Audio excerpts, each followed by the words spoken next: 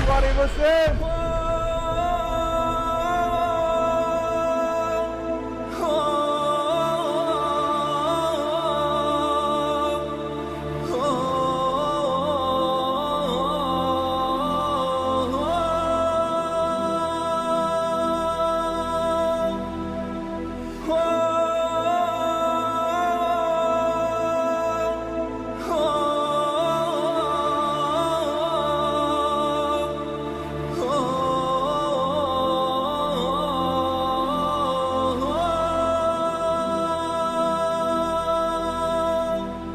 Mana shunaqangi holatlar bizni ko'zlarimizni ochadi, qalb ko'zlarimizni ochadi. Ko'rmayotgan narsalarimizni ko'ra boshlaymiz.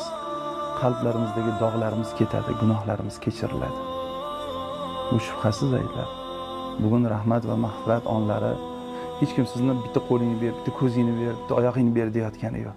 Faqatgina shu ortib yotgan, oshib yotgan shu ortiqchasini bering o'zigalarga deyapmiz. Xolos, faqat shu. Vaholanki uni ham kim bergan edi? O'zingiz bunyod qilganmidingiz? Yo'q. Sizga Alloh Robbingiz bergan edi.